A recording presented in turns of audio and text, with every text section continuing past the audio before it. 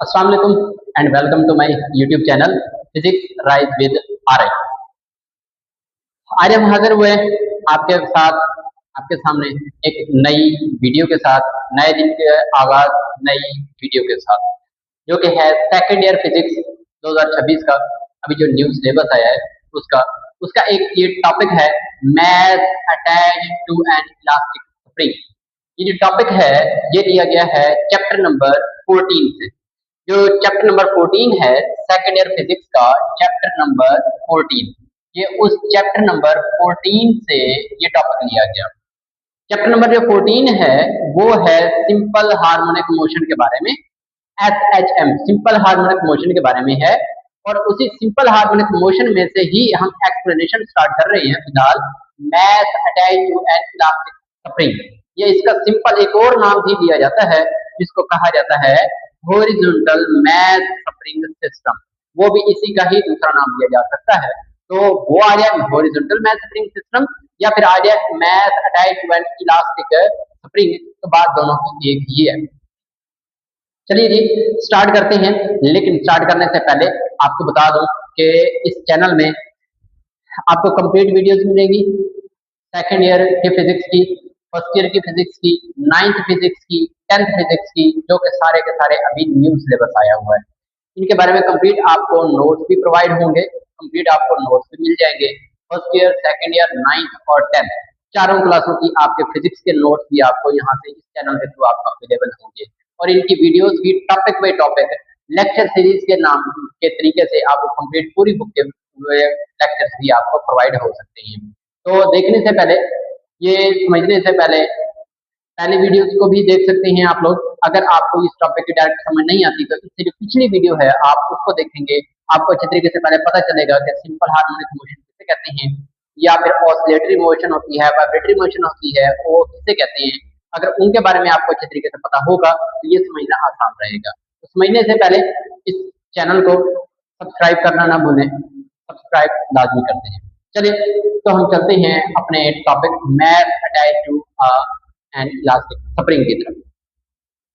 Start करते हैं। कहते हैं कंसीडर अ बॉडी, फर्ज कर लिया हमने, एक बॉडी हमने फर्ज कर लिया है। Consider a body of mass M, एक बॉडी कंसीडर की है हमने, एक कुछ चीज हमने कंसीडर की हुई है, कोई एक ऑब्जेक्ट हमने कंसीडर कर ली है, वो क्या है, उसका मैथ कुछ भी हो सकता है। कितना है मैथ इस वक्त हम जो ले रहे हैं, उसका मैथ है जी m, is attach to with a spring constant k lying on a smooth horizontal surface।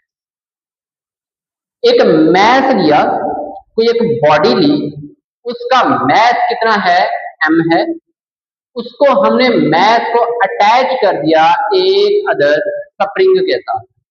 उस स्प्रिंग की जो स्प्रिंग कांस्टेंट है वो k है, और उसको हमने रख दिया lying on a smooth horizontal surface पे। स्मूथ हॉरिजॉन्टल पे सरफेस है, कुछ टेबल वगैरह, उस टेबल के ऊपर हमने क्या किया, एक मैथ को स्प्रिंग के साथ अटैच करके रख दिया, जोड़ के रख दिया एक टेबल के ऊपर। इनिशियली स्टार्ट के अंदर शुरू में क्या होगा, यानी कि शुरू के अंदर the body is at rest, शुरू के अंदर जो बॉडी है वो कहाँ पे होगी, रेस्ट पोजीशन पे होगी, इज एट मीन पोजीशन। जब उसको हमने कुछ छेड़ा नहीं है, उसको मूवमेंट नहीं दिलवाई, मूव नहीं करवाया, तो वो बॉडी रेस्ट पे रहेगी। रेस्ट पे कहाँ रहेगी, वो जहाँ पे उसकी मीन पोजीशन बनती है, रेस्टिंग पोजीशन है। जो रेस्टिंग पोजीशन है वो है मीन पोजीशन। उस पोजीशन को हमने नाम दिया हुआ है इस वक्त ओ का, तो वो अपनी ओ पे मीन पोजीशन पे रेस्ट पे रहेगी।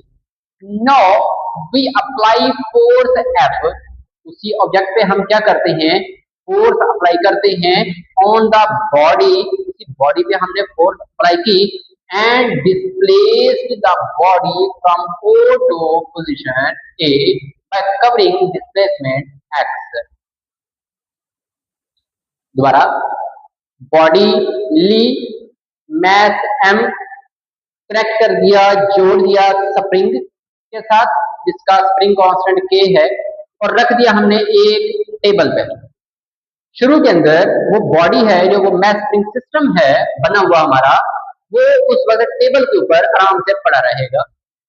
देख सकते हैं आप आराम से, टेबल के ऊपर आराम से वो पड़ा रहेगा मैस स्प्रिंग सिस्टम। जबकि अगर हम क्या करते हैं, उसी स्प्रिंग सिस्टम को हम मूव करवाते हैं, डिस्प्लेस करवाते हैं। कहां से कहां डिस्प्लेस करवाना है, ये हमारे पास जो मैथ स्प्रिंग सिस्टम है, ये डायग्राम भी बनी हुई है। मजीद आप लोग इस डायग्राम के थ्रू ये भी समझ सकते हैं। हमारा जो ये मैथ स्प्रिंग सिस्टम है, सबसे पहले इनिशियली ये रेस्ट पे है, ये पड़ा हुआ है, ये अपनी मेन पोजीशन पे है, ये रेस्ट में रहेगा। हम क्या करते हैं, इसको हम मूव करवा के पीछे की तरफ ये ले जाते हैं। कहां तक लेके जाते हैं, पीछे जो एंड पॉइंट है वहां तक लेके जाते हैं। इस पॉइंट का नाम क्या है, वो ए है।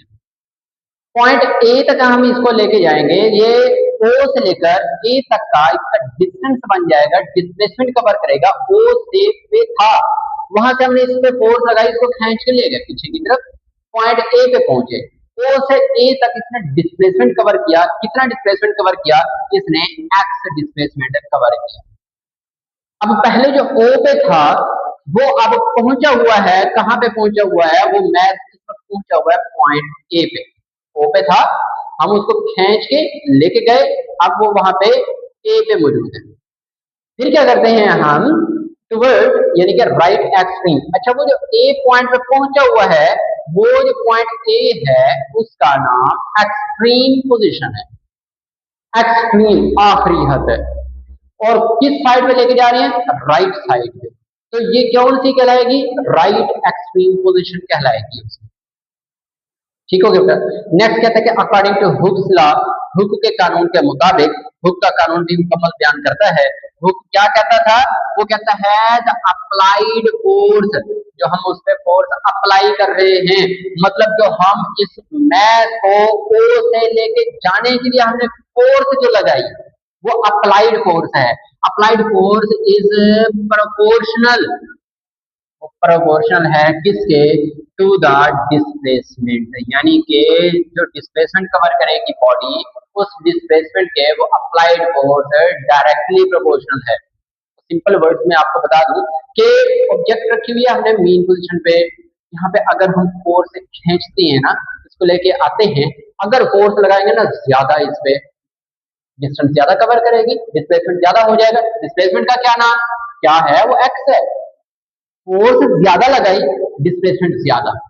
फोर्स हल्की सी थोड़ी फोर्स के साथ खींचा, फोर्स थोड़ी लगाई, डिस्प्लेसमेंट कम हो गया, डायरेक्टली प्रोपोर्शनल। मतलब जो अप्लाइड फोर्स है वो उस डिस्प्लेसमेंट के क्या हो गई, directly proportional. X is directly proportional to X. Proportionality sign खत्म करेंगे, इक्वल टू लगाते हैं। जब इक्वल टू लगाया जाता है तो एक अदद कांस्टेंट भी लगाया जाता है, तो एक्स इज इक्वल टू के एक्स आ गई। ये है हमारा हुक्स लॉ, हुक के मुताबिक है। ठीक हो गया। नेक्स्ट आते हैं, अब स्प्रिंग के अंदर जो अटैच्ड है बॉडी, वो मौजूद है पोजीशन ए पे इस वक्त। The spring exerts a restoring force, जो स्प्रिंग है वो क्या करेगा, फोर्स अप्लाई करेगा। कौन सी फोर्स, रीस्टोरिंग। मतलब जो हमने उस पर फोर्स लगाई ना, वो है अप्लाइड फोर्स, जिससे हम इसको खींच के लेके गए, वो अप्लाइड फोर्स है। अब क्या होगा, बदले में वो जो स्प्रिंग है, हमारी अप्लाइड फोर्स के बदले में स्प्रिंग उस बॉडी पे खुद से फोर्स लगाएगा। स्प्रिंग, उस फोर्स का नाम है रीस्टोरिंग फोर्स, जो कि उसके अंदर स्टोर हो गई थी जब हमने फोर्स लगाई उस बॉडी को खींच के लेके जाने के लिए। उसके अंदर काफी हद तक वो फोर्स स्टोर हो गई है। स्टोर होने के लिए उसका नाम फिर रीस्टोरिंग फोर्स है। अब वही फोर्स, रीस्टोरिंग फोर्स उसी मैच पे लगेगी और उसको वापस लेके आएगी। हम छोड़ देंगे, हम दोबारा फोर्स नहीं लगाएंगे, तो वो फोर्स उस पर अब लगेगी। उस फोर्स का नाम रीस्टोरिंग फोर्स है, restoring force on the mass. कहता है the restoring force is equal in magnitude, magnitude में इक्वल होगी किसके, to the applied force, but will be opposite in direction. जो हमने अप्लाइड फोर्स लगाई ना, हमने अप्लाइड फोर्स लगाई है, अप्लाइड फोर्स जो लगी वो लगी है इसमें, इस डायरेक्शन में, जो कि अप्लाइड फोर्स है। ये अप्लाइड फोर्स लिख दिया मैंने, ये है अप्लाइड फोर्स लग रही है। जबकि उस अप्लाइड फोर्स के मुकाबले में एक उस पर लगेगी फोर्स जो उस अप्लाइड फोर्स के मुकाबले में लगेगी, उसके ऑपोजिट डायरेक्शन में अप्लाइड फोर्स उस तरफ लगी है, तो जो रीस्टोरिंग फोर्स है होगी वो उसी के ऑपोजिट डायरेक्शन में ये लगेगी, ये है जी रीस्टोरिंग फोर्स। ठीक हो गया, applied force will be opposite to the restoring force. ठीक हो गया, लेकिन मैग्नीट्यूड के अंदर ये दोनों फोर्सेस आपस में इक्वल होगी। जितनी अप्लाइड फोर्स हमने लगाई थी, रीस्टोरिंग फोर्स भी उतनी ही लगेगी उस मैस पे, लेकिन ऑपोजिट डायरेक्शन में लगेगी, उसको वापस लेके आएगी। ठीक हो गया, देन जो रीस्टोरिंग फोर्स है, फिर उसको हम ऐसे लिखेंगे कि restoring force is equal but opposite to the applied force. Equal है लेकिन उसी के ऑपोजिट है। Restoring force is equal to F, वो भी फोर्स है और वो बराबर हो जाएगा माइनस के एक्स, क्योंकि अप्लाइड फोर्स हमने अभी अभी कहा था, अप्लाइड फोर्स का फार्मूला ये वाला निकाला था एफ इज इक्वल टू के एक्स हो गया, ये अप्लाइड फोर्स है। अब वही अप्लाइड फोर्स वाली वैल्यू को यहाँ पे ये पुट करेंगे तो वो मिल जाएगा ये वाला के एक्स, जबकि नेगेटिव साइन लगाया हमने ऑपोजिट डायरेक्शन की वजह से, क्योंकि उसको वापस मीन पोजीशन की तरफ लेके आ रही है, ये वो माइनस आ जाएगा उसके लिए। और अब ये रीस्टोरिंग फोर्स आ गई, the body is released, restoring force लगी उसी बॉडी पे पॉइंट ए पे, अब वो बॉडी क्या है, वहां पे हम छोड़ देंगे उसको, रिलीज कर देंगे, छोड़ देंगे बॉडी को एट पॉइंट ए पॉइंट पे हम बॉडी को छोड़ देंगे। जैसे ही बॉडी को छोड़ेंगे कहता है क्या होगा, यानी कि बॉडी को हम छोड़ेंगे अप्लाइड फोर्स को खत्म करके, एफ को खत्म कर दिया, अप्लाइड फोर्स खत्म कर दी, छोड़ दिया, कहता है बॉडी मूव्स टुवर्ड्स पोजीशन ओ, तो बॉडी वहां से पॉइंट ए से वापस पोजीशन ओ की तरफ वापस आएगी। हम लेके गए हुए थे पोजीशन ए की तरफ, जब ए की तरफ लेके गए हुए हैं तो वहां से वो बॉडी वो वापस आएगी ओ की तरफ, ये ओ की तरफ, यहाँ से वो ए से ओ की तरफ आने लगेगी, ओ पे पहुंचेगी, लेकिन रुकेगी नहीं अब ओ पे। फिर क्या कहता है, moves towards O but due to inertia, लेकिन इस वजह से, इनर्शिया की वजह से the body crosses the position O, inertia उस बॉडी के अंदर मौजूद है, इनर्शिया के होने की वजह से वो बॉडी पॉइंट ओ पे नहीं रुकेगी, पॉइंट ओ पे बॉडी वो नहीं रुकेगी, बल्कि क्या होगा, क्रॉस कर जाएगी, उससे आगे निकल जाएगी, crosses the position O and it reach at the position D, और कहां तक पहुंच जाएगी, ये पोजीशन बी जहां पे पहुंच जाएगी वो बॉडी। पॉइंट ए पे थी, वहां से हमने उसको छोड़ दी, छोड़ेंगे तो वो फौरन वापस आना शुरू हो जाएगी रीस्टोरिंग फोर्स की वजह से, ओ की तरफ वापस आएगी, लेकिन ओ पे रुकेगी नहीं इनर्शिया की वजह से, बल्कि इससे आगे क्रॉस हो जाएगी, आगे निकल जाएगी, और वो पहुंच जाएगी कहां पे, पॉइंट बी पर पहुंच जाएगी। जितना डिस्टेंस वो आगे गई थी, ये वाली डिस्टेंस जो हमने करवाया था उसको अप्लाइड फोर्स मिला के, उतना ही डिस्टेंस वो वापस आ जाएगी, पीछे की तरफ आ जाएगी। फिर कहता है स्प्रिंग इज कंप्रेस्ड, अब जो है ना वो पहले स्प्रिंग वो रिलीज हुआ था, ये वाला काम हुआ था, अब जब उससे वापस आ जाएगा तो स्प्रिंग है जो वो कंप्रेस हो जाएगा, इकट्ठा हो जाएगा।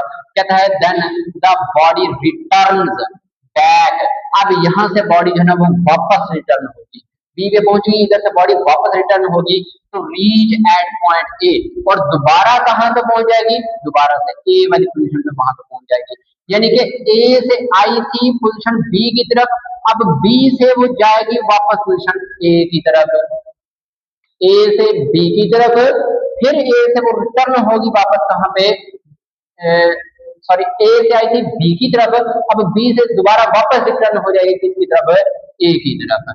फिर कहता है कि देयरफॉर इट स्टार्ट, वो शुरू हो जाएगी, क्या चीज शुरू कर देगी, ऑसिलेटिंग, ऑसिलेटरी मोशन शुरू कर देगी ए और बी के दरमियान। ये पॉइंट बी, ये पॉइंट ए, ये ए पॉइंट और ये बी पॉइंट, इन दोनों के दरमियान जो है वो ऑसिलेटरी मोशन, वो टू एंड फ्रो मोशन वाला काम जब है ना वो स्टार्ट हो जाएगा, शुरू हो जाएगा। इसी चीज का नाम क्या है, वो वाइब्रेटरी मोशन है, by Newton the second law. अब ये वाला काम तो स्टार्ट हो गया, वो रोटेट तो करती रहे, वो वाइब्रेट तो करती रहेगी। न्यूटन के सेकंड लॉ के मुताबिक हमें रिलेशन ये वाला अच्छे तरीके से पता है, F is equal to M A किसी भी बॉडी पे जब फोर्स लगती है तो उसमें उसी फोर्स की डायरेक्शन में एक्सेलरेशन पैदा होता है, बनता है। और मजीद हमने एक फार्मूला यहाँ से ये भी निकाला हुआ है, F is equal minus K x. दोनों इक्वेशन को आपस में कंपेयर किया, इक्वेशन 2 एंड इक्वेशन 3 दोनों को आपस में करेंगे कंपेयर। जब आपस में कंपेयर किया तो यहाँ से एम ए इक्वल आ गया माइनस के एक्स के equal, M A equal minus K X. यहाँ से ए की वैल्यू निकाल लें, एम जाएगा जाके उसके नीचे डिवाइड हो जाएगा, तो ये बन गया acceleration in the vibratory motion. Vibratory motion के अंदर ये उसके अंदर एक्सेलरेशन होगा। वेयर के क्या है इसके अंदर, वेयर के is called the spring constant. के क्या चीज है, ये एक स्प्रिंग कांस्टेंट कहलाएगा। और जो के की वैल्यू है वो डिपेंड करती है किस चीज पे, दो चीजों पे डिपेंड करेगी के की वैल्यू। एक है फिजिकल शेप के पे और दूसरी स्ट्रक्चर ऑफ स्प्रिंग पे। यानी कि फिजिकल शेप, वो जो स्प्रिंग है वो किस किस्म का है, बहुत ज्यादा यानी कि लेंथी है या फिर छोटा सा स्प्रिंग है, उसके लिए के की वैल्यू कुछ और होगी। बड़ा स्प्रिंग है तो के की वैल्यू कुछ और होगी, छोटा है तो उसके लिए के की वैल्यू कुछ और हो जाएगी। मजीद वो जो स्ट्रक्चर है, बनावट है, जो मटेरियल यूज करें हम के लिए, लोहा है, स्टील है, सिल्वर, वो जो भी यानी कि मटेरियल हम यूज करेंगे उस स्ट्रक्चर पे भी, वो मटेरियल पे भी डिपेंड करता है। के की वैल्यू हर दफा इनके साथ साथ चेंज होती रहेगी। नेक्स्ट आ जाता है, ये तो हो गया के के बारे में, एम उसका मैस हो गया, एक्स उसका डिस्प्लेसमेंट हो गया जो कि वो मीन पोजीशन से कवर करेगा एक्सट्रीम तक। जबकि एक और चीज यहाँ पे मौजूद है, वो है नेगेटिव साइन।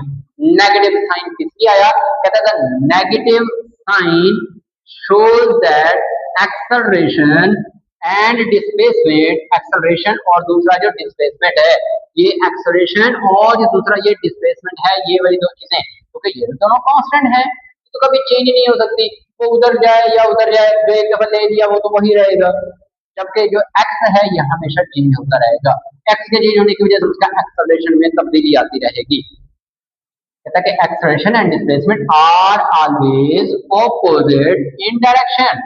ये नेगेटिव साइन क्या शो करता है, ये आया हुआ इस वक्त एक्सेलरेशन और डिस्प्लेसमेंट के दरमियान ये वाला, तो क्या शो करता है, ये शो करता है कि जो एक्सेलरेशन और एक्स है डिस्प्लेसमेंट है, ये दोनों आपस में इनकी डायरेक्शन है ऑपोजिट है।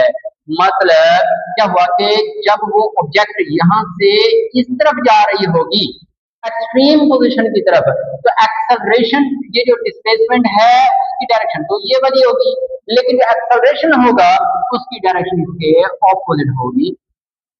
जबकि जब ऑब्जेक्ट यहाँ से बॉडी इधर से इस एक्सट्रीम की तरफ जाने लगेगी, ये है एक्सेलरेट, वो डिस्प्लेसमेंट की वो डायरेक्शन है। जबकि उसी वक्त जो एक्सेलरेशन की डायरेक्शन होगी वो होगी टुवर्ड्स मीन पोजीशन। अब देखें, दोबारा देखें, जब ऑब्जेक्ट मीन से राइट एक्सट्रीम की तरफ चल रही थी, डिस्प्लेसमेंट की डायरेक्शन थी ना ये वाली, लेकिन एक्सेलरेशन की डायरेक्शन है टुवर्ड्स सेंटर, ये एक्सेलरेशन की डायरेक्शन है टुवर्ड्स सेंटर।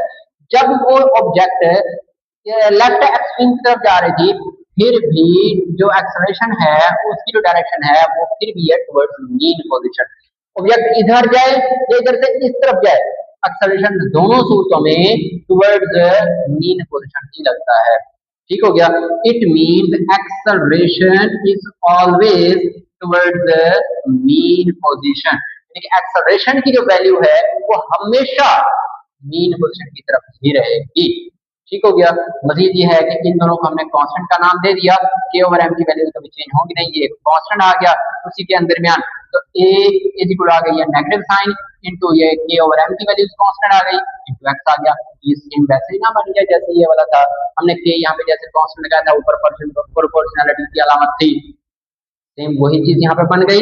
क्या यहाँ पे एक्सेलरेशन आ जाएगा, ये प्रोपोर्शनलिटी खत्म की जा सकती है, इक्वलिटी खत्म की जा सकती है, तो प्रोपोर्शनल लगाएंगे, ये खत्म हो जाएगा, कांस्टेंट को भी खत्म कर देंगे, तो ये आ जाएगा A acceleration is proportional to the displacement but in opposite direction. ठीक हो गया। इसी फार्मूले को हम थोड़ा सा वर्ड की शक्ल में हम बयान करते हैं क्या कहता है, कहता है एक्सेलरेशन, यानी कि जो एक्सेलरेशन यहाँ से ये बना, ये वाला acceleration of a body executing simple harmonic motion, मतलब जो एक्सेलरेशन इसमें पैदा हो रहा है सिंपल हार्मोनिक मोशन के अंदर इज डायरेक्टली प्रोपोर्शनल, वो डायरेक्टली प्रोपोर्शनल है किसके, to the displacement and is always directed towards the mean position, यानी कि जो एक्सेलरेशन इसके अंदर प्रोड्यूस हुआ, जो पैदा होगा सिंपल हार्मोनिक मोशन के अंदर, वो हमेशा डिस्प्लेसमेंट के डायरेक्टली प्रोपोर्शनल होगा और ये एक्सेलरेशन की जो वैल्यू है वो हमेशा मीन पोजीशन की तरफ ही रहेगी, मीन पोजीशन से अगेंस्ट नहीं होगी। ये था हमारा एक्सेलरेशन, उसमें एक्सेलरेशन की वैल्यू आ जाती है, एक्सेलरेशन जो उसके अंदर प्रोड्यूस होगा उस चीज का ये रिलेशन है। नेक्स्ट आ जाता है फ्रीक्वेंसी के बारे में। हम फ्रीक्वेंसी किसे कहते हैं, फ्रीक्वेंसी के बारे में अगर किसी को वीडियो चाहिए तो इससे पिछली जो वीडियो है उसमें frequency, angular frequency, displacement, time period, vibration, cycles complete detail के साथ वहां पर मौजूद हैं, आप इसके पिछली वीडियो देख सकते हैं उसके लिए। फ्रीक्वेंसी, फ्रीक्वेंसी का रिलेशन हमें पता है, फ्रीक्वेंसी भी कौन सी लेते हैं हम यहाँ पे, एंगुलर फ्रीक्वेंसी लेंगे। एंगुलर फ्रीक्वेंसी के लिए एक रिलेशन होता है omega square is equal to K over M. यहाँ से हम स्क्वायर को खत्म करने के लिए दोनों साइडों पे जब स्क्वायर रूट लगाएंगे तो स्क्वायर रूट से खत्म हो जाएगा, बाकी बचेगा हमारे पास omega. Omega is equal to K over M का स्क्वायर रूट बन जाएगा, जबकि रूट हो जाएगा ये omega is equal to this and omega is equal होता है this, omega is equal to 2 pi F भी होता है, ये भी हमने पिछली वीडियो के अंदर प्रूव करके ये दिया था। Omega is equal to 2 pi F भी होता है, तो ये जो 2 पाई एफ वाली वैल्यू है इस वैल्यू को हम पुट कर देंगे यहाँ पे इस जगह पे, जब इसको लगाएंगे तो ये बन जाएगा 2 pi F is equal to K over M का स्क्वायर रूट। यहाँ से हम एफ की वैल्यू कैलकुलेट करते हैं, फ्रीक्वेंसी निकालते हैं, तो frequency F is equal to 1 over ये 2 पाई उधर जाके डिवाइड हो जाएगा 1 over 2 pi under root K over M, ये वैल्यू आ जाएगी किस चीज की, ये फ्रीक्वेंसी की वैल्यू आ जाएगी। Spring horizontal math spring system के अंदर इस फ्रीक्वेंसी से वो मैथ स्प्रिंग सिस्टम वाइब्रेट करता रहेगा, ऑसिलेट करता रहेगा। जबकि नेक्स्ट अगर हम निकालते हैं उसका टाइम पीरियड निकालने की कोशिश करते हैं तो टाइम पीरियड भी हम आसानी से निकाल सकते हैं, क्योंकि फ्रीक्वेंसी तो आ चुकी है, तो टाइम पीरियड टी जो है वो बराबर होता है 1 ओवर एफ के बराबर होता है। तो एफ की वैल्यू हमने निकाल ली है ऑलरेडी, इसको जब पुट करेंगे तो पहले से 1 ओवर में था, 1 ओवर से खत्म हो जाएगा, 2 पाई ऊपर आ जाएगा, जबकि बाकी के ओवर एम ये वैल्यू आ गई उसके टाइम पीरियड की, ये है उसका टाइम पीरियड। इस टाइम पीरियड के मुताबिक वो अपना एक साइकिल कंप्लीट करेगा इस टाइम के अंदर।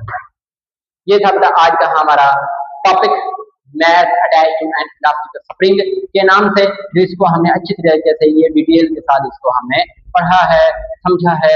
मजीद आपको इसके अंदर किसी पॉइंट से कोई किसी चीज की कहीं से कुछ समझ नहीं आई तो आप लोग इजीली आप बता सकते हैं, तो आपको मजीद जो है ना इसके रिलेटेड और भी मवाद भी शेयर किया जा सकता है और अच्छे तरीके से इस पर दोबारा वीडियो भी बनाई जा सकती है, वो भी आपको समझाई जा सकती है। ऑनलाइन क्लासेस के थ्रू अगर आप लोगों ने स्टडी करना है, पढ़ना है, तो उसके थ्रू भी आपको ये प्रोवाइड किया जा सकता है। मजीद आपको अगर इसके हैंड रिटन नोट्स चाहिए, पीडीएफ नोट्स चाहिए, तो वो भी आपको इस टॉपिक के कंप्लीट मिल सकते हैं। इसके रिलेटेड कोई एमसीक्यूज टाइप कोई नोट्स चाहिए वो भी आपको आसानी से मिल सकते हैं। किसी भी किस्म की कोई क्वेश्चनिंग वगैरह कुछ भी हो तो आप कमेंट सेक्शन में भी बता सकते हैं। मजीद आपको यहाँ पे ईमेल भी शेयर किया जा रहा है इस वीडियो के डिस्क्रिप्शन के अंदर, उस ईमेल पे भी आप मैसेज कर सकते हैं और उसमें भी अगर किसी का कोई मसला मसाइल है तो आप लोग डायरेक्टली पूछ सकते हैं, तो आपको इंशाल्लाह वो टाइम पे अवेलेबल उस चीज़ की मिल जाए। ठीक हो गया, अल्लाह हाफ़िज़।